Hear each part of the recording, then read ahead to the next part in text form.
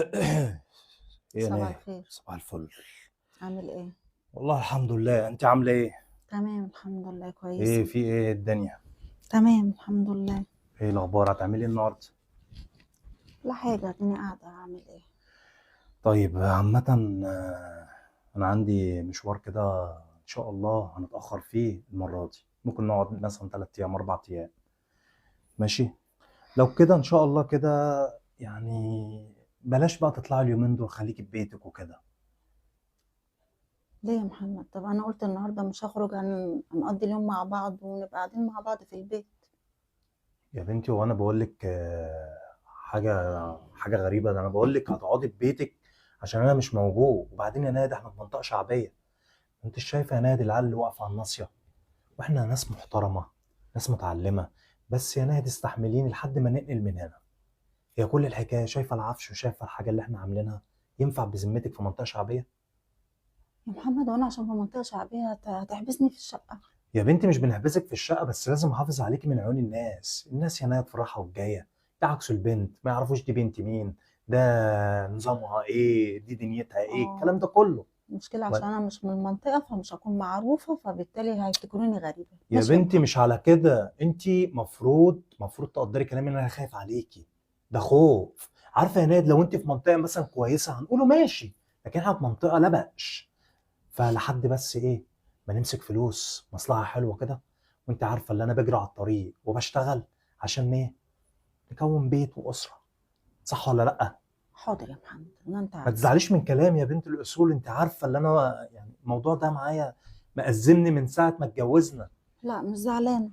احنا بقالنا يا ناد دلوقتي 4 سنين متجوزين، فاستحمليني. معلش، كلها السنه الجايه ونشوف اللي هيحصل، جمعيه في التانيه مع شغلي والدنيا هتظبط. بس ماشي. بالله عليكي تسمعي كلامي، ما تنزليش كتير من البيت كتير، عشان انا هخش نطمن عليكي. انا دلوقتي هخش اغير واتكل على الله. حاضر. بس بالله عليكي، بالله عليكي ما تيجي يعني مش عايز يعني حد من العماره يقول لي مراتك نزلت. م- خلاص يا محمد قلت لك مش هنزل. انا لو هنزل هكلمك في التليفون. عراكي وحاجات بتحصل تحت، وانت شايفه الموضوع عامل ازاي. خلاص هخش حاضر. اغير، انا مطمن، انا هسافر، انا على طريق. خلاص يا محمد قلت لك سافر يا محمد واطمن. طيب بقول لك ايه، في ايه؟ عايز تقول ايه تاني؟ امم في حاجه كده محيراني وملغوشاني في ما ايه؟ تتضايقيش مني. اتضايق منك في ايه؟ ايه اللي حصل؟ انا عايزك تتنقبي. نعم. نقاب ايه يا محمد؟ نقاب ايه يا محمد انت بتتكلم فيها يا محمد؟ يا بنتي سترة، النقاب سترة. محمد هو ايه النقاب سترة؟ انت عارف ان انا اصلا عندي جيوب انفيه ملتهبه. عندي مشكله في الجيوب الانفيه، ما ينفعش البس نقاب يا محمد، وبعدين انا بتخنق منه اصلا. يا بنتي ما انت لو لبست النقاب ده، يعني مجرد انت هتخش البيت هتقلعيه وتقعدي براحتك في البيت.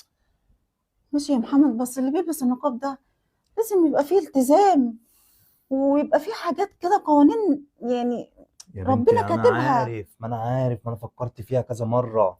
بس هي الفكرة في النقاب، النقاب ده ناهد عشان العيال اللي هي تحت ديت. مش عايز اعمل لوش مع حد، وانا مش قد العيال اللي تحت دي يا ناهد. كل شوية العيال دي بتمسن على جارتهم، ولسه معاكسين بنتين. يا لهوي، يعني انا لما البس النقاب الناس مش هتعكس؟ ده بيعكسوا يا النقاب اكتر من حول اللي الله. ماشيه بالبنطلون. يا بنت انا خايف عليك، بقول لك احنا لحد ما نطلع من هنا استحمليني، استحمليني الله يبارك لك. معلش، معلش، عشان خاطري. انا مستحمله الطرحه بالعافيه. طب بالله عليك، عشان انا ايه، نسافر وانا مطمن تمام. مش عايز اجي الاقي حاجه تانية، بالله عليك اسمع كلامي. حاضر يا محمد اللي انت ايوه، اي عايزه. حاجه بقولها لك قولي لي حاضر، مش هتخسري حاجه اصلا. دنيتك تلاجة فلوس سايبها لك، الدنيا تمام. ما تنزليش يا ناهد، تمام، ما تنزليش، انا هخش اغير. حاضر.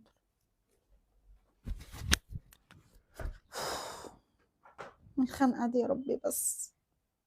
النقاب كمان ده كمان اللي عايزنا نلبسه؟ اتجوزنا، شعرك مش هينفع تنزلي بيه عشان احنا في منطقه شعبيه. لبسنا الحجاب، دلوقتي عاوزين ينقبني؟ ده لابسه الحجاب بالعافيه. يا رب بس ازاي البسه؟ ما عندي ما بطيقش حاجة، النفس نفسه عايزة هوا. لا وبالذات لما البس النقاب في الصيف ده بيبقى الجو حر، الواحد مبيبقاش طايق نفسه.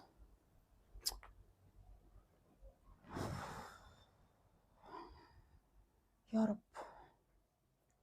يا رب اديني القوة من عندك. يلا هتعوزي حاجه؟ هتكل على الله انا. السلام. تمام. ناهد مش عايز اجي الاقيكي بره. خلاص يا محمد. تمام. هتكل على الله انا. حاضر. يلا. امك تيجي لك هنا، مش لازم تروحي لها. تطلعيش بقى اليومين دول عشان النوش اللي تحت، مش ناقصين مشاكل مع حد. يلا سلام عليكم. ادعي لي يا بنت الحلال، ادعي لي. انا على السكه. ربنا معاك، ربنا يستر طريقك.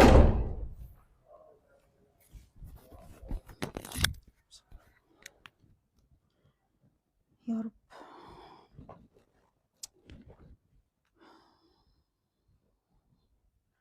أنا مش عارفة، تفتكروا ربنا هيديني الصبر ان انا استحمل النقاب اصلا؟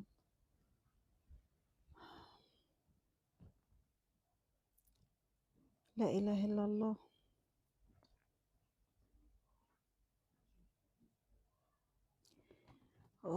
يا الله.